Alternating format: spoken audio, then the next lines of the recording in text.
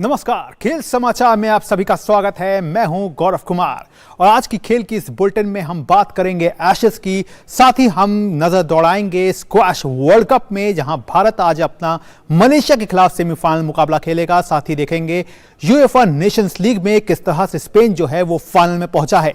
लेकिन इन सब खबरों पर जाएं उससे पहले एक नजर डालते हैं क्या है इस वक्त की स्पोर्ट्स हेडलाइंस। मशहूर एशेज टेस्ट सीरीज के 2023 सीजन की हुई शुरुआत। इंग्लैंड ने टॉस जीत बल्लेबाजी का लिया फैसला। ऑस्ट्रेलिया की नजर इंग्लैंड की सरजमी पर 22 साल के सूखे को खत्म कर एशेज सीरीज जीतने पर।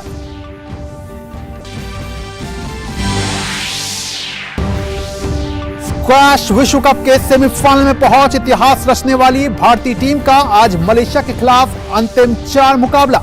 फाइनल में मिस्र या जापान से होगी भिड़ंत।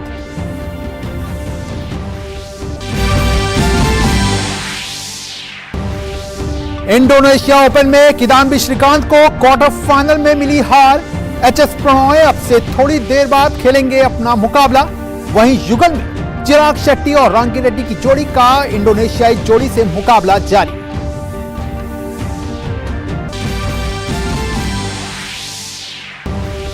और यूएफए नेशंस लीग के दूसरे सेमीफाइनल में स्पेन ने इटली को हरा, फाइनल में बनाई जगह।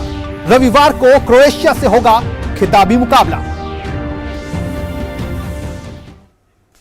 और आइए अब खबरों को विस्तार से देख लेते हैं और शुरुआत करते हैं एशेज सीरीज की खबर के साथ। इंग्लैंड के बर्मिंघम में खेली जा रही एशेज सीरीज के पहले मुकाबले में इंग्लैंड ने टॉस जीत पहले बल्लेबाजी करने का फैसला किया है। ताजा समाचार मिलने तक इंग्लैंड ने 1 विकेट के नुकसान पर 67 रन बना लिए हैं। इंग्लैंड को पहला झटका बेन डैकेट के रूप में लगा, जो हेजलवुड की गेंद पर 12 के स्कोर पर आउट हुए। इंग्लैंड के कप्तान बेन स्टोक्स के लिए यह पहली बार रहा जब उन्होंने घरेलू सरजमी पर टेस्ट में टॉस जीत बल्लेबाजी का फैसला लिया। ऑस्ट्रेलिया की टीम में एक बदलाव किया गया है। मिचेल स्टार्क की जगह पर जोश हेजलवुड को प्लेइंग 11 में शामिल किया गया है। और ऑस्ट्रेलिया और इंग्लैंड के बीच एशेज सीरीज 2023 का पहला मुकाबला जहां बर्मिंघम में खेला जा रहा है। ऐसे में जानते हैं कि क्या है एशेज सीरीज का इतिहास और इसमें अब तक किसका रहा है पलड़ा भारी।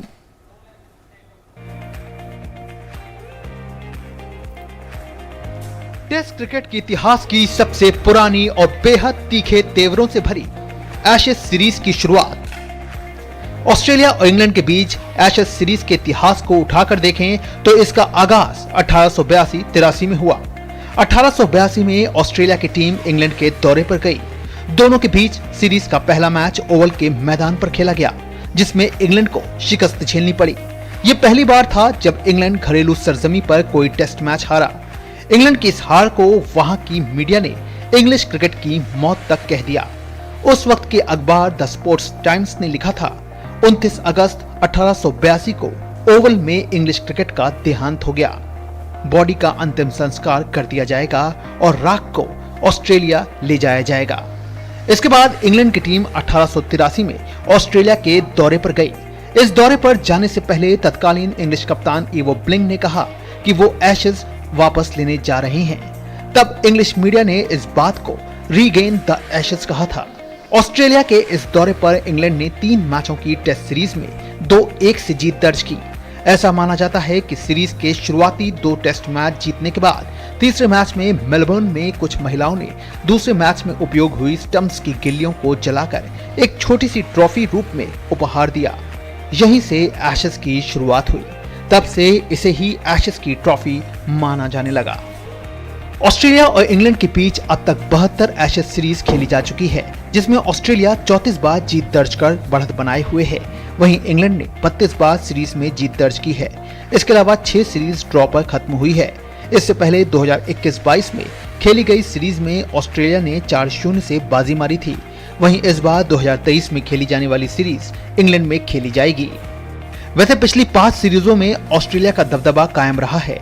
ऑस्ट्रेलिया ने 3 बार सीरीज जीती है, जबकि इंग्लैंड सिर्फ 1 बार ही जीत दर्ज कर पाने में कामयाब हो पाया है। वहीं 1 सीरीज ड्रॉ पर खत्म हुई है। तो जाहिर तौर पर ऑस्ट्रेलिया विश्व टेस्ट चैंपियन है और बढ़े हुए मनोबल के साथ इंग्लैंड के खिलाफ चुनौती पेश करने के लिए तैयार है। तो वहीं दूसरी तरफ इंग्लैंड अपने होम कंडीशंस में बेहद खतरनाक साबित होती आई है। Sports desk, DD news. तो जाहिर तौर पर एशेज का रोमांच एक बार फिर से नजर आएगा। और अब बात कर लेते हैं स्क्वैश की। चेन्नई में चल रहे स्क्वैश विश्व कप 2023 में भारत ने जापान को 3-1 से हराकर ग्रुप में शीर्ष स्थान हासिल किया। जापान के खिलाफ पहले मैच में अभय सिंह को हार मिली। हालांकि अगले ही मैच में जोशना चिनप्पा ने सातोमी वातानाबे को हराकर भारत को वापसी दिलाई। फिर भारत के सौरभ घोषाल ने आर टिसुकिए को हरा दिया। आखिरी मैच में तन्वी खन्ना ने अकारी मिदोरिकोवा को हराकर भारत को 3-1 से जीत दिला दी। अब सेमीफाइनल में आज भारत का सामना मलेशिया से होगा। यह पहली बार है जब भारत इस प्रतियोगिता के सेमीफाइनल तक पहुंचा है।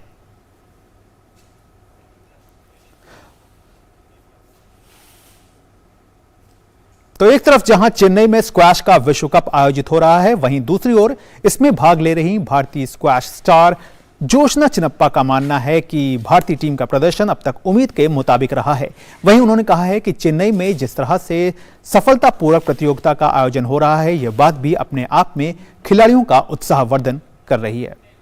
After 12 years, again Chennai is hosting this squash World Cup. What do you have to say about that? It's exciting to have the World Cup back here in Chennai after 12 years. It's always fun playing in my home city of Chennai. So I'm just really looking forward to the rest of the tournament. What is different from other countries and having hosted this squash World Cup in India? Well, I've played all around the world. It's nice when you travel to other countries, but of course being here at home, having the home crowd support, having my family and friends here watch me, because most of the time I'm always on my own playing, so it's nice to have that kind of support while playing here. What is new you are seeing here? I think new is definitely the awareness, the excitement for having squash tournaments, in India, in Chennai. I think, the sport has grown so much in the last 10 years. We've had some amazing results at the Commonwealth, Asian Games, and I think, there are a lot of children who are playing now all around the country, so it's been nice to see that growth. Your message for the squash lovers? Well, keep supporting us, keep watching, keep playing, encourage your children as well, to take up the sport, and yeah, hopefully we can have more champions from India. Well, this is what the message is from Joshna. Keep loving and keep supporting squash. With camera person Shankar, Ritesh Ranjan, DD News, Chennai. तो जाहिर तौर पर भारत का squash world cup में शानदार सफर जारी है और आज उम्मीद यही करेंगे कि भारत अपनी इसी शानदार प्रदर्शन को मलेशिया के खिलाफ भी जारी रखे। अब बात कर लेते हैं बैडमिंटन की। इंडोनेशिया ओपन बैडमिंटन प्रतियोगिता के क्वार्टर फाइनल में आज भारतीय शटलर किदाम्बी श्रीकांत को हार का मुंह देखना पड़ा। उन्हें चीन के ली शी फेंग ने 21-14, 14-21, 21-12 से शिकस्त दी। वहीं से अब से थोड़ी ही देर के बाद एच.एस. प्रणॉय जो है वो प्रतियोगिता का क्वार्टर फाइनल मुकाबला खेलेंगे। उनका सामना जापान के कोडाई नराका से होगा। जबकि पुरुष युगल वर्ग में भारत के सात्विक साईराज, रैंकी रेड्डी और चिराग शेट्टी की जोड़ी जो है वो अपना क्वार्टर फाइनल मुकाबला जीत गई है। अंतिम 8 में भारतीय जोड़ी ने इंडोनेशियाई जोड़ी को हराया।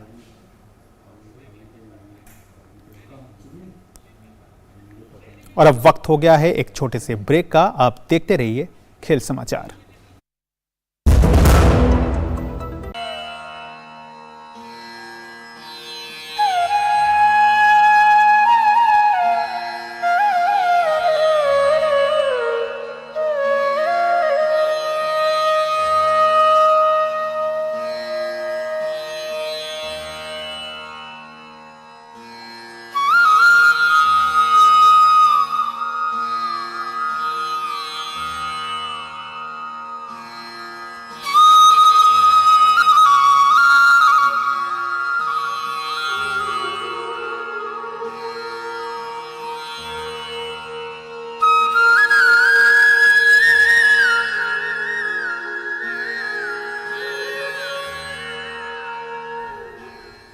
आयुष मंत्रालय, भारत सरकार द्वारा जनहित में जारी। वसुधैव कुटुंबकम्।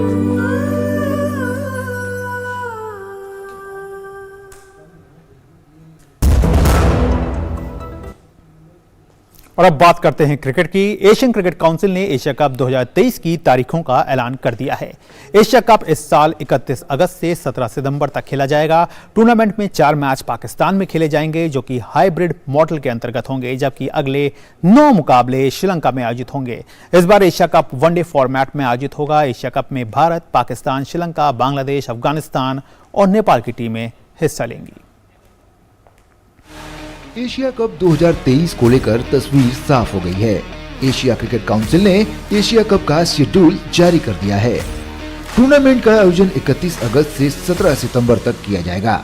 इस दौरान भारत, पाकिस्तान, श्रीलंका, बांग्लादेश, अफगानिस्तान और नेपाल की टीमें 13 मैच खेलेंगी। इस बार एशिया कप वनडे फॉर्मेट में आयोजित होगा। टूर्नामेंट को हाइब्रिड मॉडल में होस्ट किया जाएगा, जिसमें 9 मैच श्रीलंका में खेले जाएंगे, जबकि 4 मैच पाकिस्तान में होंगे। पाकिस्तान में 15 साल बाद एशिया कप के मैच खेले जाएंगे। पाकिस्तान ने पिछली बार साल 2008 में एशिया कप की मेजबानी की थी।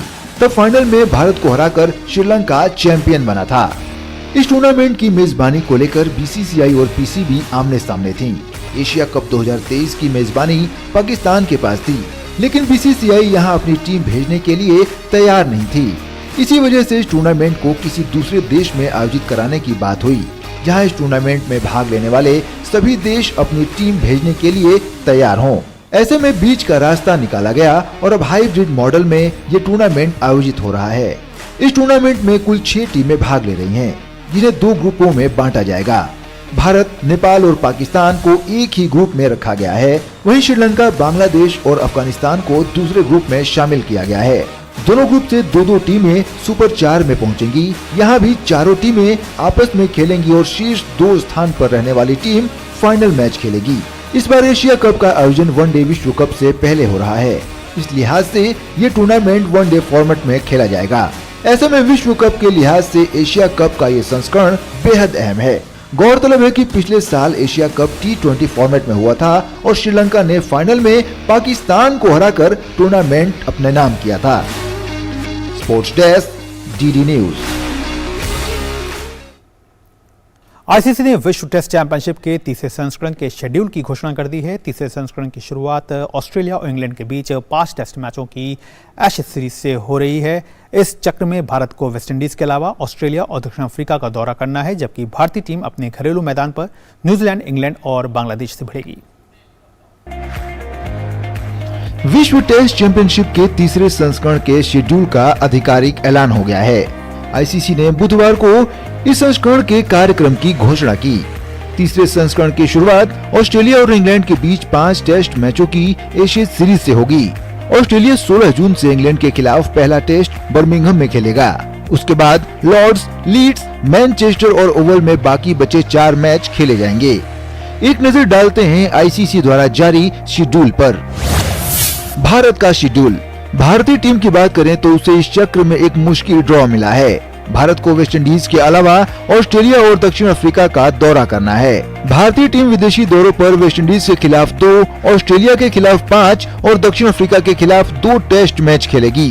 वहीं भारत को अपने घरेलू मैदान पर न्यूजीलैंड के खिलाफ 3 टेस्ट मैचों की सीरीज खेलनी है। इंग्लैंड की टीम 5 मैचों के लिए भारत आएगी, जबकि बांग्लादेश भारतीय जमीन पर 2 टेस्ट मैच खेलेगा। ऑस्ट्रेलिया का शेड्यूल। मौजूदा टेस्ट चैंपियन ऑस्ट्रेलियाई टीम इंग्लैंड के दौरे पर 5 टेस्ट खेलेगी। ऑस्ट्रेलिया को इस चक्र में न्यूजीलैंड और श्रीलंका का दौरा भी करना है। इस दौरान 2-2 टेस्ट मैचों की सीरीज खेली जाएगी। वहीं घर में कंगारू टीम भारत के खिलाफ 5, पाकिस्तान के खिलाफ 3 और वेस्टइंडीज के खिलाफ 2 टेस्ट खेलेगी। इंग्लैंड का शेड्यूल। इंग्लैंड की बात करें तो ये टीम ऑस्ट्रेलिया के अलावा 3 टेस्ट वेस्टइंडीज के साथ खेलेगी, जबकि 2 टेस्ट में श्रीलंका की मेजबानी करेगी। वहीं इंग्लैंड की टीम 5 टेस्ट मैचों के लिए भारत, 3 टेस्ट के लिए पाकिस्तान और 3 टेस्ट के लिए न्यूजीलैंड का दौरा भी करेगी। दक्षिण अफ्रीका का शेड्यूल। इस चक्र में दक्षिण अफ्रीकी टीम को सबसे आसान ड्रॉ मिला है। उसे अपने घरेलू मैदान पर 3 एशियाई टीमों का सामना करना है।